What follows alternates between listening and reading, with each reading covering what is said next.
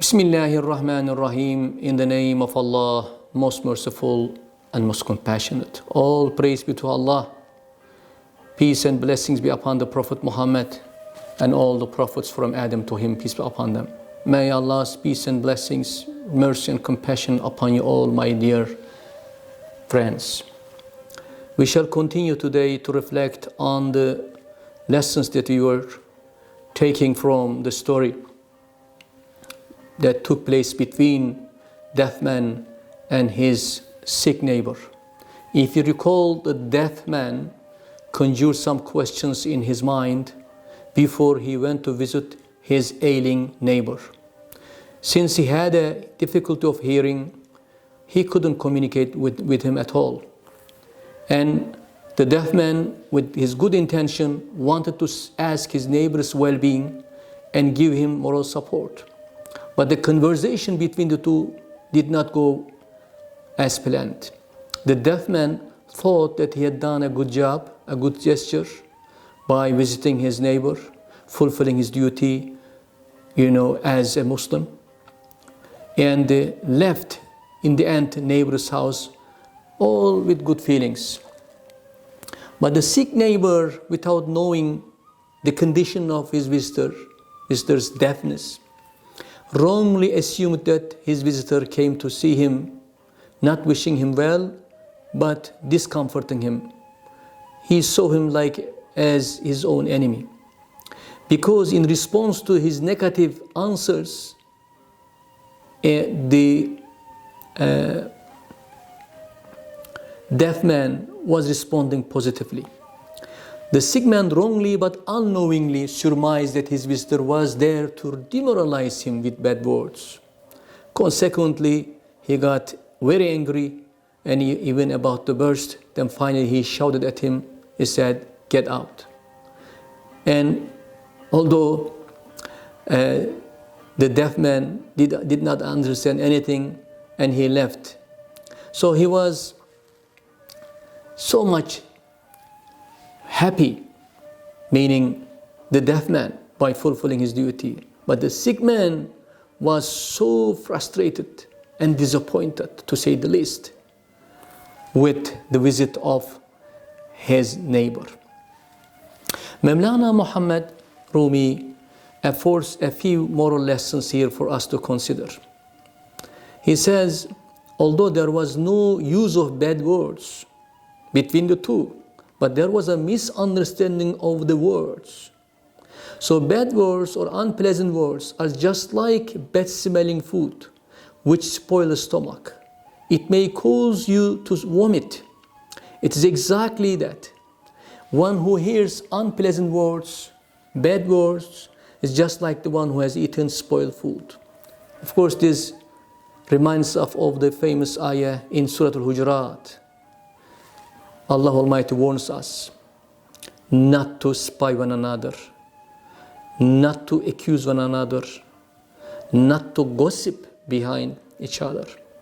And doing such gossiping and backbiting, as Quran says, is exactly as if you are eating the flesh of the dead body of your brother. So, and exactly Mawlana Muhammad alludes to this ayah by interjecting that there was, although not use of bad words, but it was completely misunderstood by this ailing sick person. So the second lesson that Mawlana offers us here is about the anger. And the sick man was very upset, very angry, but finally he was able to control himself. And Mawlana says, if you ever encounter, in a sense, with someone who is reckless and uses in this language bad words, try to control your anger. Because if you do so, in the end we may receive apology from the person who is uttering bad words. And again, here is the ayah from the Quran, الذين ينفقون في السراء والضراء والكاظمين الغيظ والعافين عن الناس والله يحب المحسنين. This is Ali Imran 3, 134. Those who spend in the way of Allah, do charity during difficulty and ease. Those who restrain their anger, curb their anger, control their anger. Those who forgive the people and pardon the people.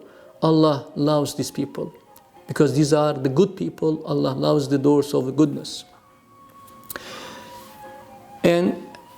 But correcting someone when he makes a mistake requires also some kind of self-discipline in our behavior, in our communication interaction with the person. We need to use very polite, courteous, gentle language if you would like to warn somebody or correct somebody. And here Mawlana interjects with a hadith. And he says, when the Prophet Muhammad ﷺ saw a young fellow praying in the mosque, he noticed that the prayer was not appropriate, was not correct. And what the Prophet said, Salli innaka lam tusalli ya fata. Pray, my young fellow. Indeed, you have not prayed right. Then again he said, Gum salli fa innaka lam tusalli. Get up, pray again, you have not prayed. So this was the Prophet Muhammad ﷺ's, remarks to this young boy. Then the boy performed his prayer again. Finally the Prophet said, La salata illa bi huduril qalb. Prayer is not complete or will not be completed without having full concentration in your heart, without feeling, in a sense, the presence of Allah Almighty, without devoting yourself to whom you are worshipping. Exactly the hadith. You should pray as if you see him, although you don't see him, he sees you. So what is the purpose of prayer, Mawlana asks? It's a means of preventing difficulties, dangers. Therefore, we keep on saying every day in our prayer, guide us. Guide us, Ya Allah, ihdina, this Mawlana says, which means, oh Allah, do not mingle my prayer with the prayer of the people who are not really praying. So that's how he understood. So Mawlana again reverts to the story and says, look, this fellow made a wrong logical reasoning on the basis of his senses. And senses that we trust, senses we rely, are not always accurate. Most of the time, we may be misled by our senses.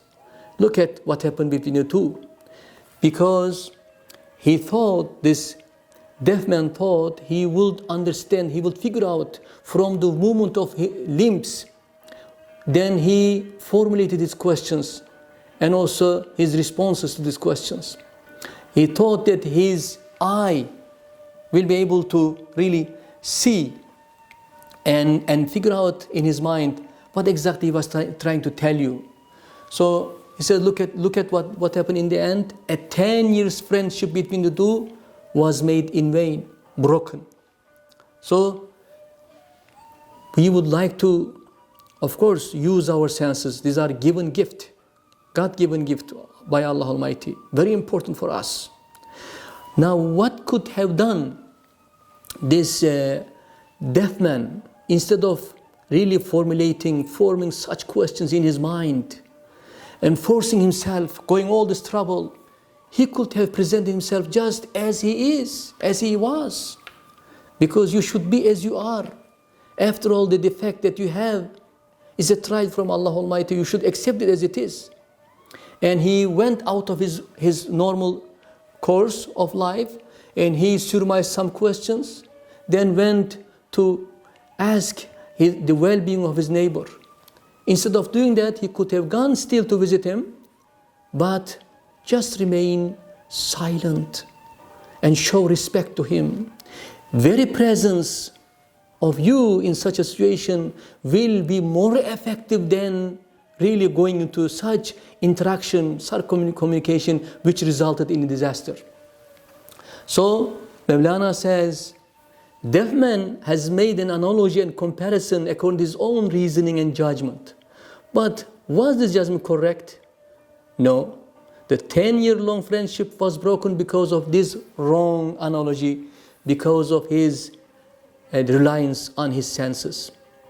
And therefore, when you would like to make an analogy between two things, Mawlana says you need to make sure that these two things are comparable. They have common denominators between the two. There are commonalities that are shared by both. Sometimes certain people, certain scholars, intellectuals attempt to compare between the seen with the unseen. They make mistakes. The seen is the domain of reason, the unseen is the domain of the revelation.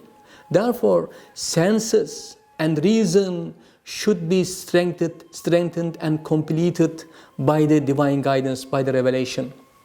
So, we are human beings, we have physical body and also spiritual body. We have control over our physical body with our reason, but the communication between the two, with the reason and also with the revelation together. Therefore, we should not just rely on our senses and reason. We should seek divine guidance. Now, coming back to the story, instead of going visiting your sick friends, which we cannot do nowadays because of the circumstances, we are all in self-isolation, we are all retreat and seclusion in this beautiful month of Ramadan. But we can do one thing: pick up the phone. You can reach them by your words, by your comforting words. If you cannot, still another effective way to reach them: dua, prayer. And in the absence of your brothers and sisters, prayer is also very effective, very efficacious. That's what we can do at least. In fact, the least we can do, but I think the most rewarding act we can do. And it will be the most effective means to reach out all those who are in need. And again, another way of doing this, sending through other means and ways our charities, our help. And of course, we should continue to pray for all the world to Allah Almighty to restore the whole world again back to the normal, so that we can enjoy our social gathering, social life in the company of our family, friends, and nations. I wish you all a beautiful Ramadan. May Allah's peace and blessing be upon you, and may Allah Almighty keep us in good health. Assalamu alaikum.